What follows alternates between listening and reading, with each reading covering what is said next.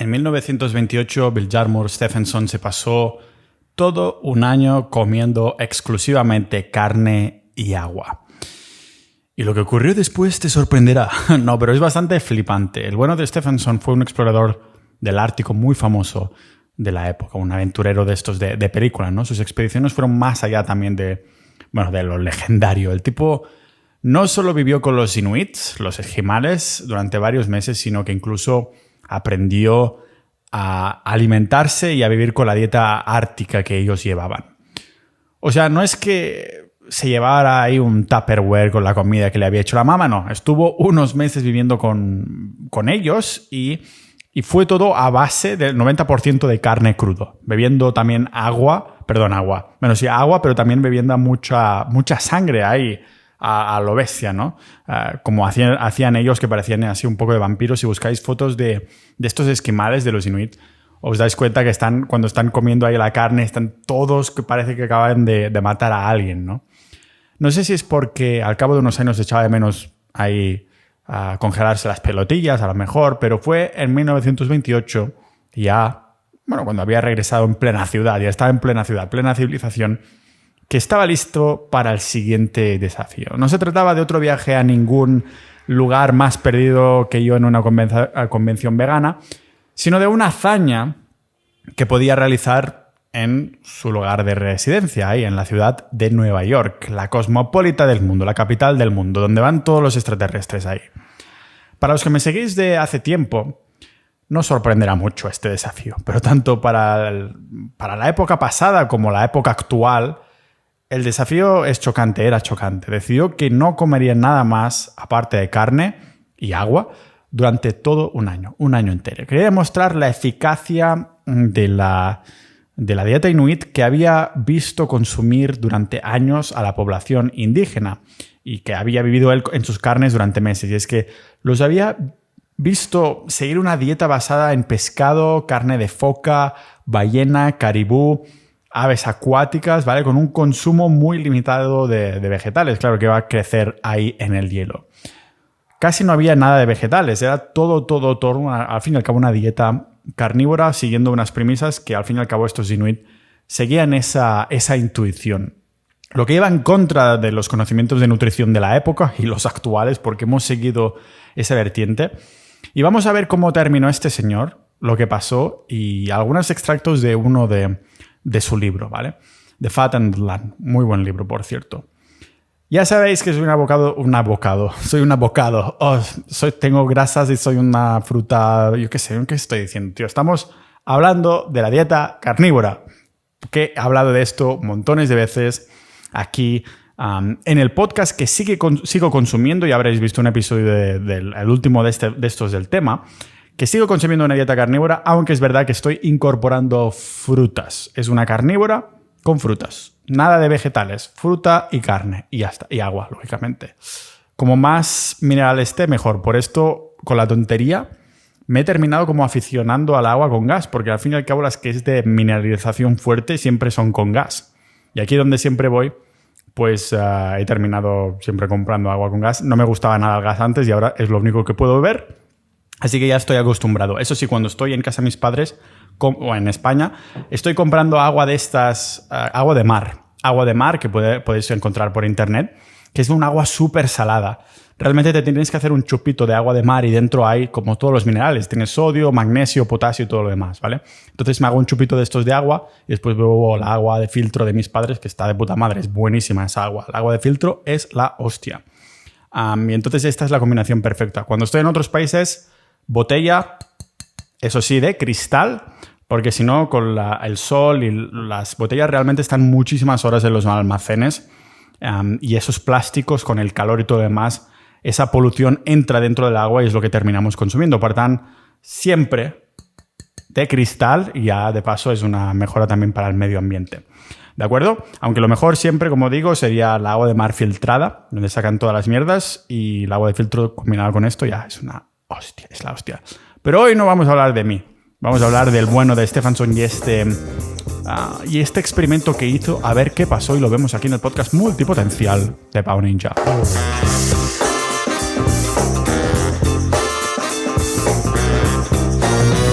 Antes que nada, como siempre, agradecer a los miembros de Sociedad.ninja si queréis formar parte de una comunidad multipotencial. Lógicamente, dentro tenemos un canal de carnismo, de salud, de calistenia, de distintas cosas relacionadas que además cada uno está bastante activo. Tenemos gente muy dinámica, más de 600 miembros multipotenciales.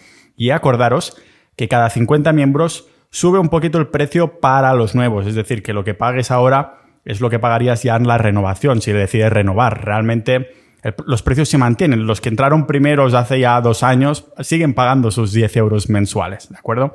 Y recordad que es una comunidad multipotencial. Eso significa que tenemos multitud de pasiones e intereses. La multipotencialidad no es una enfermedad como se pensaban muchos que cogerían a este señor Stefansson comiendo solo carne o yo, que estoy comiendo ahora solo carne y fruta.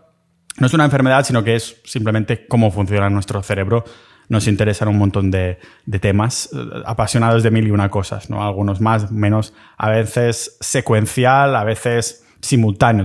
Yo soy secuencial, significa que estoy de una forma muy intensa varias semanas o meses enfocado en algo, de pronto digo, ya no quiero más, ahora me centro en la salud, ahora en los negocios, ahora en los idiomas, ¿no? Pero hay personas ahí dentro que también son simultáneos, que es ahora 1 hora de esto, otra hora de aquello, y es apasionante este mundo. Es una manera de apoyar este tipo de contenido, de que puedas seguir creando contenido y de, sobre todo, entrar dentro de una comunidad como es la nuestra, episodios exclusivos, boletines solo para miembros. Y el canal de carnismo está siempre activo y las personas que tenían muchos problemas de salud lo están probando, y la verdad es que es fascinante ver cómo evolucionan los propios miembros, ¿no? Y cómo evolucionó Stefansson con esto de este experimento que era una puta locura para la época. Imaginad lo que estaba viviendo en ese momento. De acuerdo con los criterios convencionales, tanto de hace un siglo como actuales, al fin y al cabo, los inuits no podían mantenerse sanos. En teoría, era imposible. Eso decían. Se pasaban meses en la oscuridad del invierno sin poder cazar ni hacer ejercicio. Y aún así, Stefansson observó que se trataba de las personas más sanas que había visto jamás. Los inuit prácticamente no sufrían obesidad ni ningún otro tipo de enfermedad. ¿Cómo podía ser, no? Pues el bueno Stefansson creía que el porrón de grasas saturadas de la dieta inuit, que al fin y al cabo formaban un 70 o un 80% de todas las calorías de lo que consumían, procedía de grasas. Pues era lo que permitía a esas personas seguir prosperando. Como dicen en inglés, to thrive, ¿vale? Habían observado que, bueno, eso lo hemos visto en estos montones de casos anecdóticos al fin y al cabo, pero es lo que había observado también Stefansson, que había observado que al cazar un animal, su única fuente de comida, lógicamente, pues la grasa era el alimento más apreciado por toda la tribu, ¿vale? Cazaban un caribú y ahí saboreaban los depósitos de grasa situados detrás de los ojos y en la mandíbula, y cómo no se olvidaban tampoco de los órganos. En cambio, fijaros que esto es lo más flipante para la mayoría de personas, es que las partes más magras, es decir, las partes del animal que cazaban sin grasa, sino que eran pura proteína esas partes, se la daban a los perros. Una locura, porque justo era la época en la que había la teoría nutritiva de John Harvey Kellogg, o sea, sí, el de los cereales, el tío de los cereales. Qué coincidencia, ¿no? Que empezaba esta teoría de nutrición de los cereales a coger tracción, lo que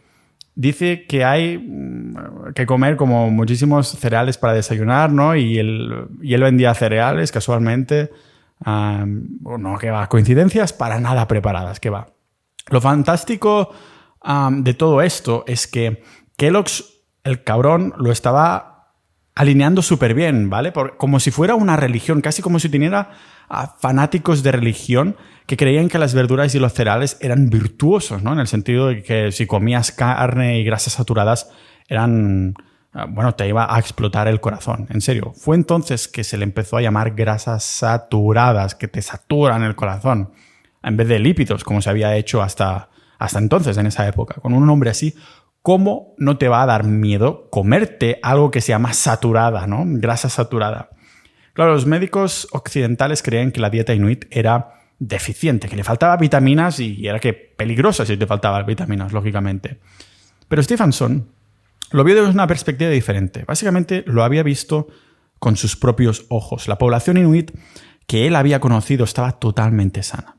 Claro, se dio cuenta de que los aceites, el hígado de los animales y el pescado proporcionaba todos los nutrientes esenciales, algo que he tocado aquí montones de veces ya en el podcast. El propio Stephenson había seguido una dieta esquimal muchas veces en los años posteriores a 1906, cuando fallaron los suministros de alimentos durante el viaje que realizó ese año. O sea, los fue a ver, a vivir con ellos, y entonces sí que se llevaba el Tupperware de la madre, pero le falló los suministros y se vio obligado a seguir una dieta esquimal. O sea que lo hizo porque no le quedó más remedio. Y cuando se encontró de lleno en ello, no podía creer lo bien que se sentía con su dieta ártica, consistente en carne, pescado y sobre todo grasas saturadas. Cuando volvió a retomarla en 2028, quiso controlar correctamente su experimento carnívoro, de eso de solo comer carne, solo voy a comer carne durante un año. Y Stephenson se hizo revisiones médicas junto con un compañero explorador en el Hospital Bellevue de Nueva York. Los dos se pasaron varias semanas con análisis de sangre y mirando distintos biomarcadores. Y durante el experimento no comieron nada más que filetes, ternera asada, sesos, lengua, que está buenísima, por cierto, si eres capaz de cocinarla tú. Y también hígado de ternera una vez por semana para prevenir el escorbuto. Recordemos que sí hay vitamina C en la carne, siempre que sea fresca. De hecho, como he mencionado ya 2 o 3 veces en el podcast, en las guerras napoleónicas se utilizaban los caballos muertos en batalla para curar el escorbuto en los marineros. En los que tenían escorbuto. La carne fresca de caballo les curaba el escorbuto. El caso es que los tipos se comprometieron a seguir esta dieta durante todo un año natural, y ya os podéis imaginar que los periódicos y los médicos de la época y también los actuales consideraron que el experimento de Stephenson era una maldita locura. Insistían en que los 2 hombres acabarían sufriendo escorbuto, eso de falta de vitamina C, que se te abren heridas y todo lo demás, y que incluso podrían llegar a morir. Pero Stephenson desafió a todos los críticos y, lógicamente, insistió en que su dieta carnívora le llenaba como de ambición y energía. No recordaba esa expedición en 1906, donde no tuvo más remedio y se encontraba mejor que nunca. Y terminó, entonces, haciendo este reto, y cuando pasó el año natural y se hicieron un chequeo final más exhaustivo y mediático, ¿qué pasó? Pues, desgraciadamente, encontraron montones de deficiencias y enfermedades. No, es broma, no, ¿vale? Los examinaron a los 2 al cabo del año y los médicos declararon que ninguno mostraba ningún tipo de problema, ni renales, ni de hipertensión, ni nada de lo que habían especulado que tendrían siguiendo una dieta solo de carne. Stephenson se puso enfermo solo una vez durante ese año, ¿vale? Justo cuando los que controlaban el experimento le dijeron que mejor eliminara la grasa de la carne y comiera cortes más magras, ¿vale? Y la historia cuenta que se curó muy rápido, justo después de comer un solomillo y sesos cocinados con grasa de panceta. Como que sus síntomas mejoraron de inmediato después de una comilona llena de grasas saturadas, después de que le recomendaran que bajara las grasas saturadas. Claro, eso es lo que cuenta la historia, pero quién sabe si fue por eso, fue pura coincidencia o si ocurrió de verdad o no, para rellenar un poquito más este mito, esta historia. Pero ¿qué pasa con el escorbuto y esa falta de vitamina C? Pues no tuvieron escorbuto, no tuvieron falta de vitamina C porque se comían el animal entero, incluyendo los huesos, los órganos y el cerebro, toda la casquería, lo que se llama comer el animal de la nariz a la cola. Al terminar el año, los 2 dijeron que se sentían de maravilla y que tenían una salud de hierro, haciendo llegar al bueno de Stephenson a la conclusión de que las proteínas de la dieta carnívora no eran tan importantes como las grasas. Algo que hemos reiterado aquí en este podcast muchas veces, sobre todo cuando se hace, básicamente cuando se hace una dieta en la que priman la fuente principal tiene que ser las grasas, al fin y al cabo, ¿no? Y hay menos carbohidratos. Que sí, que podemos debatir que algunas personas reaccionarán bien o no tan mal a los carbohidratos, que les cuesta más adaptarse a la grasa, a volver a ser cetoadaptados si os interesa ese tema. Y dices, ¿qué me estás diciendo, Pau? Podéis revisar los episodios anteriores. Pero supongo que se debió sentir algo aislado, ¿no?, de la sociedad, y yo lo entiendo perfectamente, porque los que seguimos una dieta carnívora trampeamos muchas veces cuando vamos a comer socialmente. O sea, es casi la única opción que tenemos, trampear socialmente, a menos que vayamos a un sitio exclusivamente de carne, como hacemos muchas veces cuando estamos pasando una temporada, unos meses en Estonia, que por cierto voy a volver a ir este verano. Ahí vamos a un restaurante de carne, os recomiendo Siga la Vaca. Y entonces ahí pues es carne pura, órganos y lo cocinan de puta madre, eso sí. Entonces, claro, a menos que estés en una situación así, tienes que trampear sí o sí. A mí, yo no tengo ningún problema en trampear, no me siento culpable porque al fin y al cabo sí, lo hago para mi salud, pero las relaciones son incluso más importantes que la dieta muchas veces, ¿vale? Y no quiero tampoco enviarlas a la mierda solo, no voy a salir con vosotros porque no coméis carne, ¿vale? Así que no sé si debió ser por sentirse aislado de la sociedad, que en 1955 continuó con una dieta carnívora de base, pero sí que hizo algunos tweaks, algunos cambios ahí, ¿vale? Él lo llamó la dieta de la edad de piedra. Tenía montones de grasas saturadas, lógicamente está la premisa, pero al igual que anteriormente, algo de hidratos, en este caso sí, y basada sobre todo en la carne, pero con algo de hidratos. Pero la carne no era el único componente. De hecho, llegaba a comerse pegotes de mantequilla con una cuchara y suena muy drástico, pero es algo, tengo que confesar, que yo también he hecho. Ahí te das cuenta de la poca cantidad de grasa pura, que tu cuerpo requiere, que tu cuerpo necesita, que tu cuerpo quiere. Si te pasas decirte el límite comiendo solo grasa pura, te entran náuseas. Y esto es básicamente el límite, ¿vale? No se refiere, no tiene por qué ser malo, pero es un indicador del cuerpo de, ya me has dado suficientes grasas. Y con un par de cucharas, depende de la persona, con muy pocas cucharas pequeñas, no llenas, tienes suficiente de mantequilla o de algún tipo de grasa pura o de aceite o lo que sea. Te entran náuseas porque el cuerpo ya tiene suficiente. Pues el tío incorpora algo de hidratos, seguido con la carne, pero también algo de queso, algo de mantequilla que se metía a cucharada limpia y yo también he hecho. Visto en retrospectiva, bueno, yo creo que sí que podemos decir que Stephenson fue un hombre adelantado a su tiempo, en el sentido de que fue a contracorriente para probar en su propio cuerpo lo que los medios decían, incluso lo que los médicos decían. Y ya vio rápidamente que era simplemente un montón de falacias, porque las grasas saturadas le dieron un montón de beneficios y él mismo afirmó que se sentía mejor que nunca. No sé si podemos llamar anecdótico que montones de personas que hayan seguido un tipo de dieta en el que comemos montones de grasas sin casi hidratos vean mejoras en la salud. Yo he reiterado más de una vez que tiene mucho más sentido no solo seguir una dieta alta en grasa cetogénica y olvidar por completo y para siempre los carbohidratos, no. Yo creo que tiene sentido ciclarlos o trampear de vez en cuando, ¿no? Que el cuerpo sea metabólicamente flexible, que sepa utilizar distintos tipos de fuentes de energía, porque al fin y al cabo te puedes volver resistente a la glucosa y que tu cuerpo no sepa muy bien cómo actuar. Claro, vemos tantos casos anecdóticos que bajan de peso y algunos dirán, bueno, porque comen menos calorías, pero yo pienso que no tiene por qué, incluso es poco probable. Yo, por ejemplo, como más calorías siguiendo una dieta carnívora y aún así mi cuerpo funciona mejor. No podemos decir que sea por bajadas de calorías porque el cuerpo funciona distinto con grasas que con hidratos. A nivel anecdótico, claro, un enorme porcentaje de gente que experimenta con estas dietas siente una mejora en sus niveles siente y la ve, ¿no?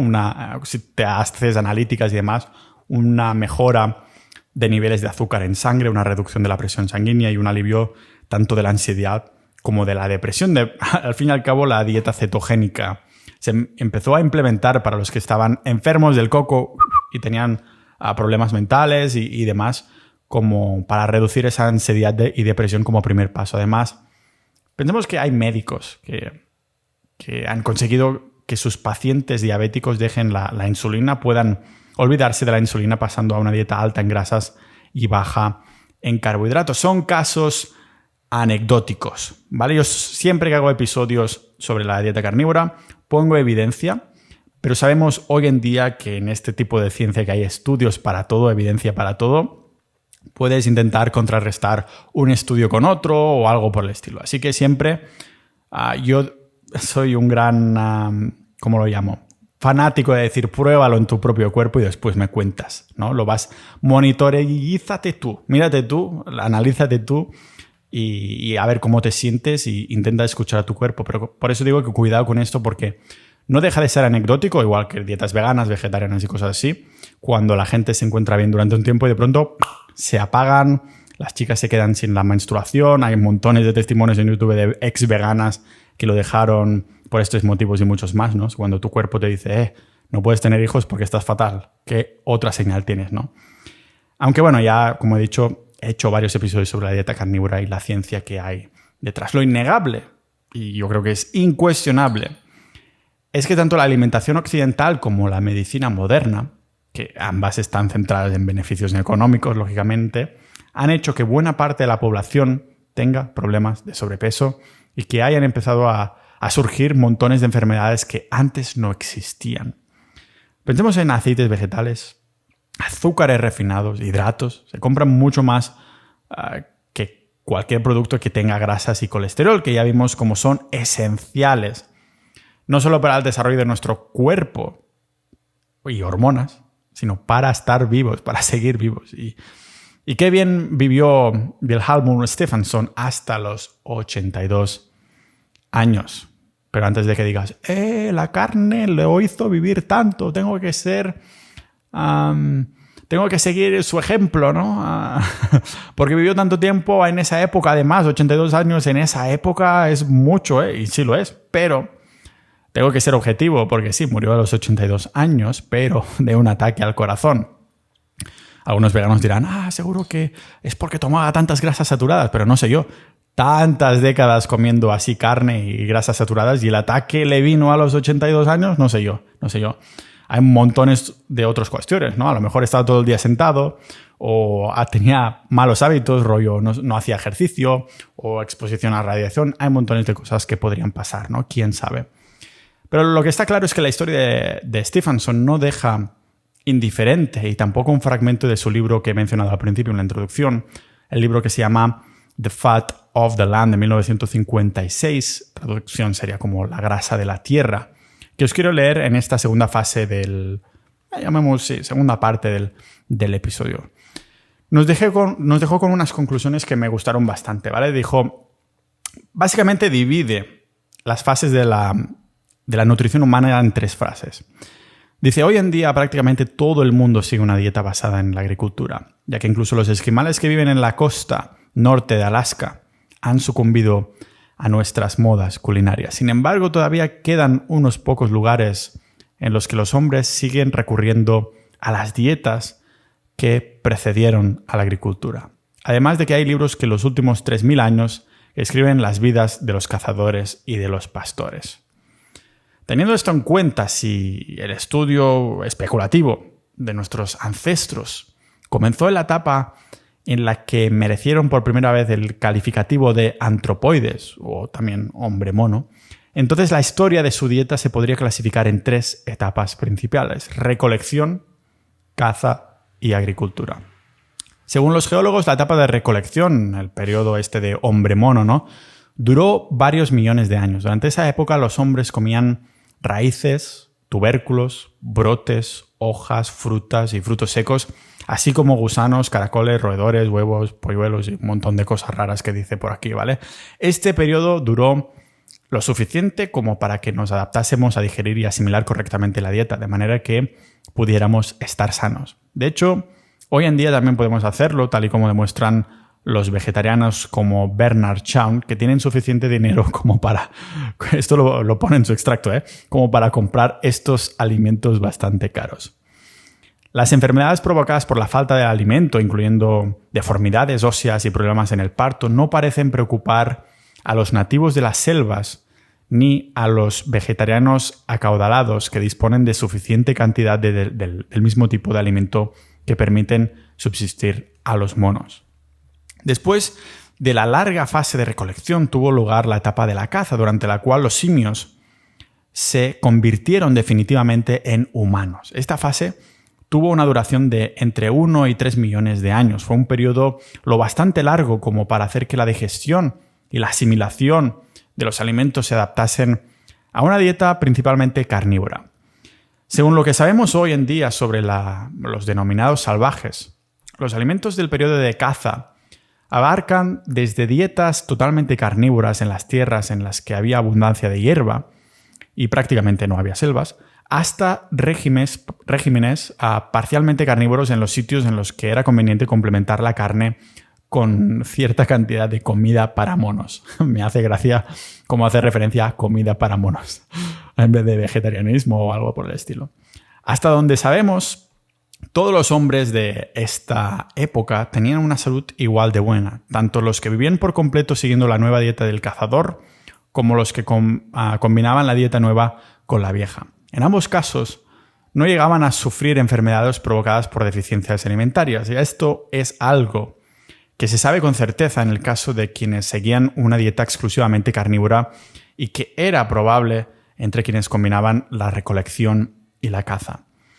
La forma de vida basada en la domesticación de animales no construye una etapa separada dentro de la historia de la dieta humana. Como dije, no supuso un cambio a nivel fundamental, solo se cambió la sangre por la leche como elemento de la dieta, o más bien se complementó la sangre con una parte de leche, siendo esta una forma de sangre algo distinta. La tercera fase fue la agrícola, que supuso un cambio profundo sobre las dos dietas anteriores, a las de los simios recolectores y las de los hombres cazadores o pastores. Hasta ese momento, como recolectores exclusivos en la fase antropoide, el hombre mono, y como recolectores ocasionales en la etapa de caza, los hombres no podían basar un elevado porcentaje de sus dietas en los cereales. La ingesta ocasional de mínimas cantidades de arroz o de trigo silvestre por parte de grupos pequeños no pudo haber proporcionado a los humanos de hace 10 o 20.000 años la suficiente preparación evolutiva como para afrontar el drástico cambio que se produjo cuando nuestros ancestros más recientes descubrieron en lugares como Egipto, India o China que podían alimentarse en grandes poblaciones en espacios limitados sin más que plantar cosechas basadas en mayoría de cereales. Y eso tuvo lugar a lo largo de amplias zonas de varios continentes. 10 o 20.000 años es un periodo muy corto en términos de evolución biológica. Aquí hago un paréntesis para recordaros que si la historia del humano es un año entero de calendario, solo un día de este año hemos estado comiendo cereales. Solo un día de estos hemos estado comiendo hidratos y solo un día de estos hemos descubierto la agricultura, ¿vale? Y sigo, el mecanismo por el que los humanos digerimos y asimilamos los alimentos debe seguir siendo muy parecido al que era cuando la agricultura impuso un cambio en la dieta, que fue casi tan profundo como el que había forzado a los seres antropoides o mono de hace mucho tiempo a elegir entre la caza o la muerte. Anteriormente he sugerido que debió de producirse un ciclo de malnutrición, incomodidad y muertes tempranas que duró muchos miles de años, mientras el mecanismo por el que el cuerpo asimilaba la comida de monos se adaptaba a asimilar porcentajes muy elevados de carne. Por lo tanto, resulta dudoso que la humanidad haya pasado por lo peor del cambio desde la caza y la ganadería al basado en la agricultura. Se ha escrito mucho sobre el estado de la población general en Estados Unidos y en Europa, por lo que es posible juzgarla en términos absolutos. Sin embargo, desde un punto de vista relativo, los hechos y los puntos de vista no están tan claros entre quienes leen la prensa y la complementan con libros sobre medicina, dietética y filosofía incluso. Perdón, he dicho filosofía, quería decir fisiología. Perdón, he leído mal. Sigo. En concreto, parece que solo los antropólogos, es decir, quienes estudian la prehistoria y los primitivos modernos, son conscientes de que las condiciones de salud determinadas por la alimentación nunca fueron distintas a nivel fundamental con respecto a las actuales. De hecho, la mayoría de las ramas de la ciencia que tratan sobre la salud nunca se han cuestionado la civilización mayoritariamente agrícola en las que hemos nacido y en la que nuestros vecinos y prácticamente todas las personas de las que hemos oído hablar han vivido. La mayoría de las naciones civilizadas, o todas ellas, dan por sentada la dieta basada en la agricultura a la vez que sufren graves problemas derivados de ella. A excepción de los afortunados que se pueden permitir un montón de comida de cazadores como filetes de ternera y pollo, o un montón de comida de monos como fruta fresca y verdura, la población sufre con dietas que conllevan problemas endémicos de deficiencias. Ni siquiera los más prósperos de la sociedad escapan de estos problemas, ya que ni toda su planificación ni sus cuidados logran prevenir unas incidencias de caries de hasta el 95% en estudiantes de instituto de zonas acaudaladas, ¿no? O de un 98% entre estudiantes universitarios de caries. Problemas como las caries y el raquitismo son habituales en el único modo de vida que conoce la mayoría de la gente, ya sea de primera mano o por casos cercanos. Y estos problemas han estado con nosotros desde los inicios de la agricultura, es decir, desde tiempos prehistóricos. La mayoría de las personas no conciben otra cosa diferente y asumen como algo inevitable los dolores y los trastornos que se presuponen como algo universal de todas las épocas y los lugares. A la hora de debatir sobre los problemas de salud en general, normalmente nos centramos en los detalles. Por ejemplo, en cuestiones como si la incidencia de las caries entre los estudiantes de instituto es del 95 o 90%, o si es posible encontrar alguna forma de reducirla en un 5 o un 10%. Nadie piensa en que la incidencia de las caries se podría disminuir en un 80% o un 90% y nadie se plantearía reducirla a cero, al menos hasta que no se produzca un descubrimiento revolucionario. Sin embargo, estamos acostumbrados a comparar los resultados de cambios en la dieta y a debatir sobre las consecuencias para la salud de distintos sistemas dietarios. Por ejemplo, se ha escrito mucho sobre comparaciones entre dietas agrícolas y regímenes vegetarianos, es decir, los que se basan en comida para monos, verduras, frutos secos, frutas, brotos, raíces y los zumos de frutas y verduras. Bernard Short sería un caso de esa tendencia. Por lo tanto, solemos comparar los alimentos de nuestros ancestros prehumanos con los del hombre agrícola. Sin embargo, se ha publicado relativamente poco sobre la comparación entre las dietas del hombre agrícola y las de los cazadores, cuyas vidas abarcaron aproximadamente 1 millón de años entre los simios y los agricultores. Vilhjálmur Stefansson, La grasa de la tierra, The Fat of the Land, 1956. Es un fragmento que bastante largo, pero que quería compartir, ¿no? Cómo divide este señor, después de haber experimentado en una carnívora en un momento en el que el auge de las grasas saturadas todo el mundo iba en contra, y cómo incluso ponía en comparación con una dieta vegetariana, no vegana, vegetariana. Recordemos que la vegetariana como mínimo se considera que puedes comer algo de pescado, cosas por el estilo, lo que es muy importante para mantenerte a flote. Y lo digo como experiencia después de haber estado 6 años entre dietas veganas y vegetarianas antes de pasar a una dieta carnívora. El capítulo de hoy es histórico, pero tiene ahí una sinergia de salud y de dieta carnívora.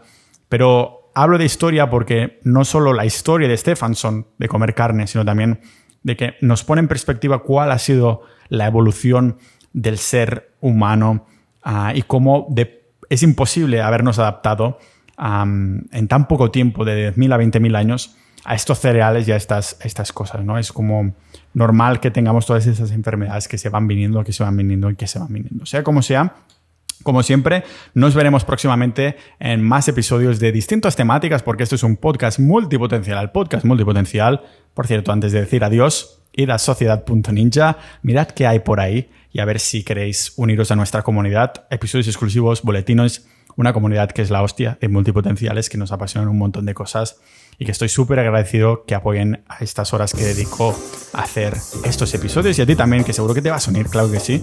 Nos vemos próximamente en el podcast multipotencial de Pau Ninja.